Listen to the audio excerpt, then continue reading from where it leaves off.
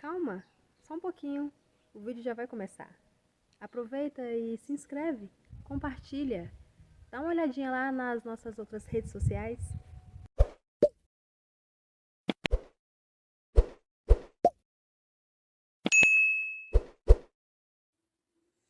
Olá, bom dia, boa tarde, boa noite.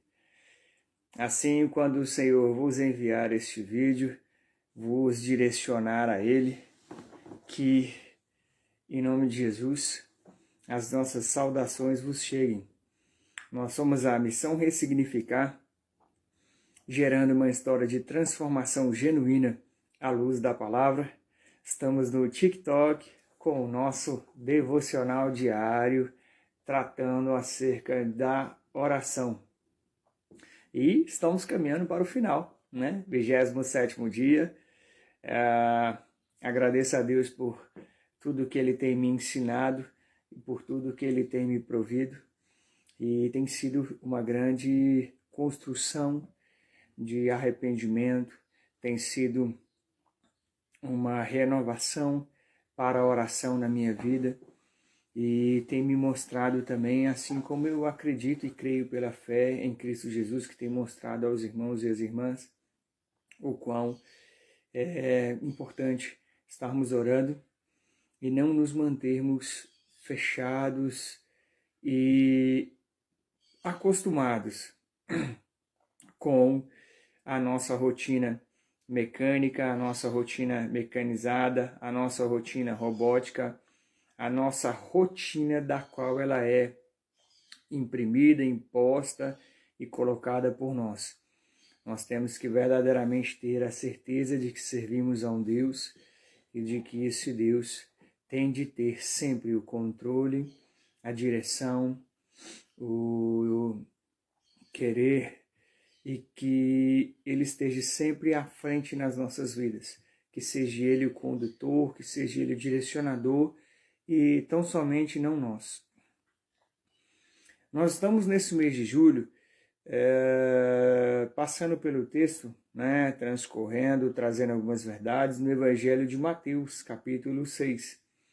E ontem nós nos demos no desfecho do verso 34, né, do qual desde o verso 25 até o verso 34, o Senhor tem nos concedido o falar acerca da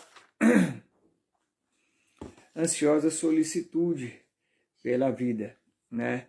Nós temos, muitas das vezes, uma preocupação que nos leva ao desequilíbrio, que nos leva ao descontrole e que ela é acima, né, de muitas das questões que às vezes nós já passamos.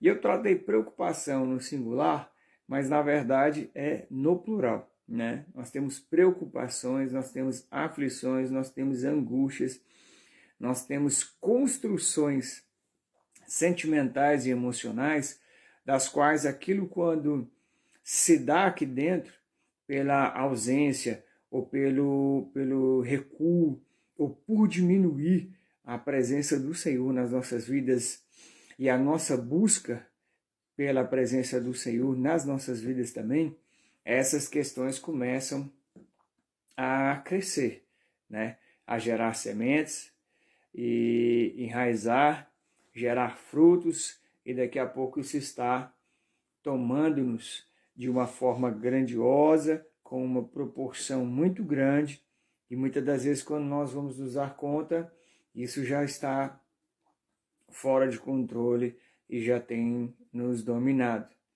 Então, de tudo o que se há de importância, nós vimos grandes verdades e pilares aqui dos quais eles têm que ser estabelecidos em nome de Jesus na nossa vida, obedecido, e tem de ser mesmo marcos dos quais eles têm que estar afirmados em nós e nós estarmos alicerçados neles, sem sombra de dúvida, e não sair. Não sair de maneira nenhuma, nem de hipótese alguma. Pelo contrário, nós devemos aumentar a intensidade, sermos constantes, darmos continuidade naquilo a qual o Senhor vos chamou, me chamou, naquilo a qual nós somos estabelecidos pelas nossas lideranças através do nosso Senhor e Salvador Jesus Cristo, com os nossos ministérios e os nossos chamados, né? Tendo a certeza de quem nos chamou é fiel, é digno, é reto, é justo para nos capacitar. Mas ele capacita aquele que busca, ele capacita aquele que obedece, ele capacita aquele que manifesta a justiça do Senhor através da sua vida, ele capacita aquele que fala a verdade e abandona a mentira e não lida com mentiras, ele capacita aquele a qual procura e busca caminhar em retidão, em obediência, dentro do padrão da palavra. Marcos importantes aqui do Evangelho de Mateus para nós. Impreterivelmente, sem discussão e sem abrir mão disso. Oração. Sem oração não há possibilidade de caminhar. Sem oração não há possibilidade de ter vida com Cristo. Podemos até nos enganar, pensando nós que estamos vivendo com o Senhor, mas não estamos. E isso nos arremete vários fatores: decisões erradas, posicionamentos errados, cumprimento de questões a serem executadas de maneira errada, reações de conduta de maneira errada, mau testemunho. Tudo isso nos faz caminhar quando não estamos com a nossa vida de oração firmada e alicerçada no Senhor, como Mateus nos ensinou a caminhar nesses pecados. Segundo ponto, jejum. Jejum eu sei que para muitos pode ser uma coisa extremamente dificultosa e para outros pode ser fácil. Mas se é difícil, tem que ser trabalhado. Comece aos poucos. Comece com pouco tempo. Comece tirando-lhe aquilo a qual vós sabeis que tem lhe dominado, que está constantemente na vossa vida enraizado, mas comece. E aos irmãos e aos nobres irmãos e nobres irmãs que têm facilidade, cuidado. A facilidade, muitas das vezes nós podemos achar que estamos fazendo jejuns que agradam ao Senhor, e não estamos.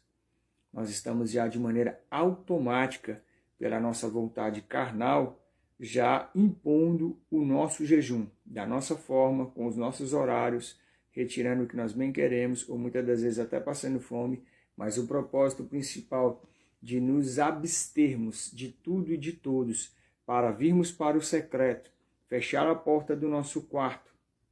Nós vamos falar sobre isso ainda nesse encerramento, nesses últimos dias. Fecharmos a porta do nosso quarto e nos dedicarmos ali no momento que estamos nos abstendo de tudo, em jejum, para nos dedicarmos em oração no secreto, nos dedicarmos à leitura da palavra, a estudar as Escrituras, a abrir outras Bíblias à nossa frente, buscarmos os recursos que hoje a internet nos concede, que nós temos que ter um extremo cuidado com aquilo que nós temos nos alimentado somente na rede.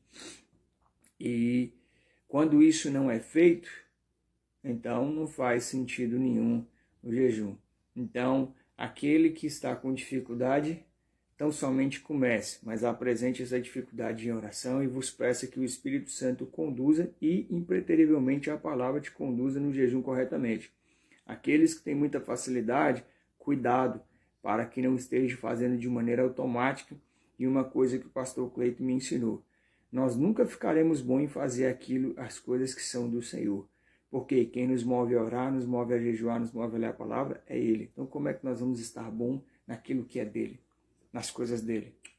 Negativo. Se não for Ele, por Ele, para Ele, porque todas as coisas, são para Ele, nós não conseguiremos nada. Terceiro ponto, palavra. Não há possibilidade de nós nos sustentarmos, Mateus deixa isso muito claro, sem a palavra. A palavra é a verdade. João, capítulo 8, versículo de número 32, leiam todo o capítulo em nome de Jesus, para a contextualização correta e que isso venha arder nos vossos corações. Mas é uma passagem muito conhecida, mas eu vos pergunto, e a prática dessa passagem nas nossas vidas? E a aplicação dessa passagem nas nossas vidas? E conhecereis a verdade, e a verdade vos libertará. O que vai nos levar ao arrependimento e à confissão genuína e verdadeira dos nossos pecados e de pecados que nós sabemos, e que temos que ser libertos deles, é através da verdade, é através da palavra. Então a palavra ela é impreterível, a palavra ela não pode faltar, a palavra ela é a base, a coluna de sustentação, o teto nivelador, a palavra é o alimento, a palavra ela é o pão diário, o pão de cada dia nosso, de cada um.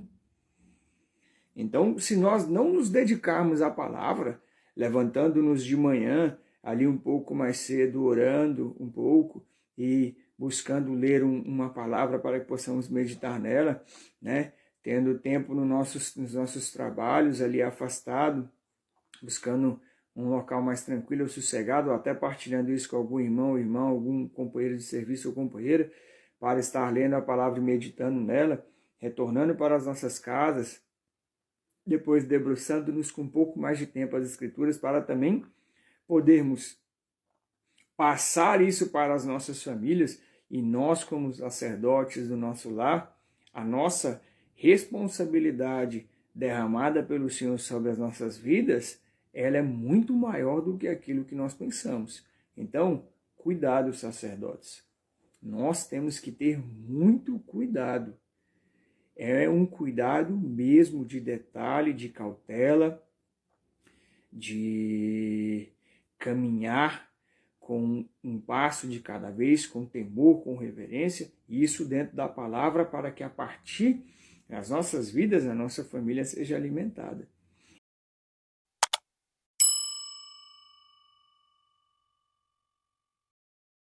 Então, a partir do momento que essa verdade chega nas nossas vidas, ela tem que ser aplicada. Essa é mais uma vertente da qual Mateus nos ensina aqui.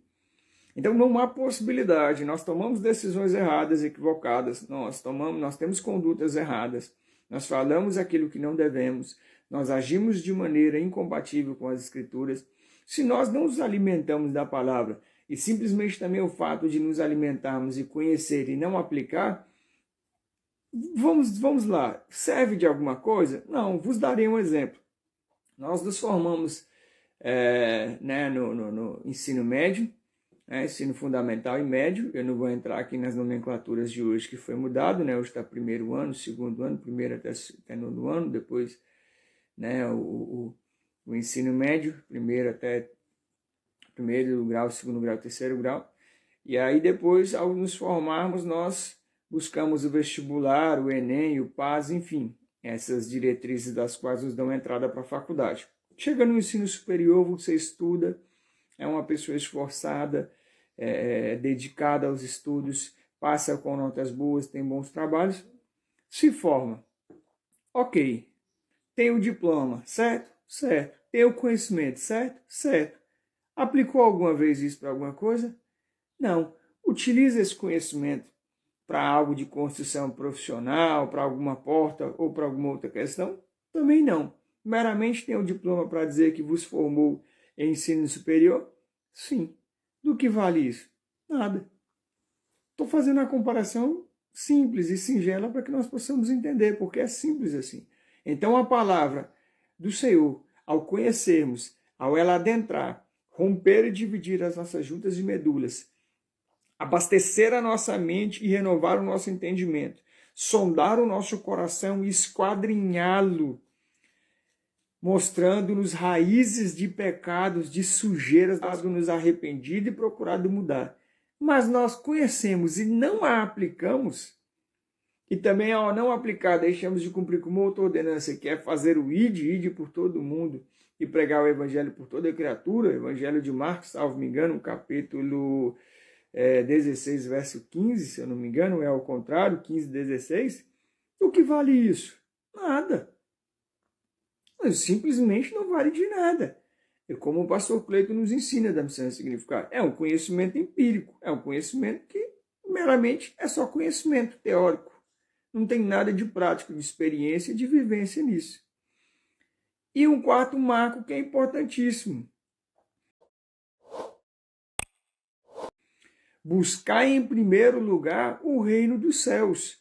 A justiça do Senhor, no Senhor e com o Senhor, não a nossa e não aquilo que nós temos de prioridade. E tudo aquilo que nos há de necessidade, o Senhor bem sabe as nossas necessidades, Ele acrescentará. E nós temos que ser gratos verdadeiramente e reconhecer aquilo que Ele tem acrescentado pela vontade dEle, que a palavra nos diz que é boa, perfeita e agradável. Então não tem do que reclamar, do que murmurar e do que querer além daquilo que Deus já está nos acrescentando. Nós temos que começar a ter essa consciência mesmo viva. Nós temos que ter essas verdades queimando nos nossos corações. O reino está em primeiro lugar. Aprendi mais uma citação do pastor Cleiton, uma prática de vida diária dele e de tantos outros homens do Senhor que nós conhecemos. Apóstolo Paulo, os discípulos de Jesus, o próprio Jesus Cristo fazia isso. Pastor Cleiton ensina-me que ele pensa, respira reino 24 horas. Para quê? Para não dar nem espaço para as outras demais coisas virem. E se tratando disso, hoje nós vamos começar a caminhar para os últimos dias. Vamos lá ao começo. Mateus capítulo 6, verso 1. Falar justamente aonde está intitulado aqui na minha versão, a prática da justiça. A justiça de Deus nas nossas vidas, ela é prática. Ela é para ser feita, executada. Não tem outra maneira. Mateus capítulo 6, Novo Testamento, verso 1. Guardai-vos de exercer a vossa justiça diante dos homens, com o fim de serdes vistos por eles. Doutra sorte, não tereis galardão junto de vosso Pai Celeste. Nós não temos que querer demonstrar-nos justos com vontade e intenção no coração de nos fazermos aquilo ali para mostrar que somos cristãos e servos do Senhor, aplicando exercendo essa justiça perante os homens aqui, para que eles olhem, olha que homem piedoso, olha que mulher grandiosa, meu Deus, que serva, meu Deus, que servo, meu Deus, que pessoa diferente, meu Deus, como é entregue ao Senhor, olha, todos os dias está ali, tá? Não, porque ele mesmo fala, por que vós estáis fazendo isso, parafraseando, de outra sorte, não tereis galardão junto de vosso Pai Celeste? Aprendi algo com o pastor Cleiton dentro das Escrituras. Sejamos anônimos. Toda honra e toda glória seja dada ao Senhor. Faça aquilo que Deus está vos ordenando fazer para o Senhor, com o Senhor e no Senhor. Não há necessidade nenhuma de nós nos demonstrarmos e aparecermos naquilo. Não há necessidade nenhuma de fazer-vos ao Senhor e estar tirando fotos, postando nas redes sociais para demonstrar uma falsa santidade e um testemunho pecaminoso, falso. Pare de exercer essas justiças, porque isso não é a justiça da qual o Senhor vos pede para exercer. E aí ele mesmo fala, vós, fazendo isso, não vos tende galardão junto do vosso Pai Celeste, o galardão vem dele. Então, aquilo que vos é ordenado para ser feito, não há necessidade de demonstrar a ninguém.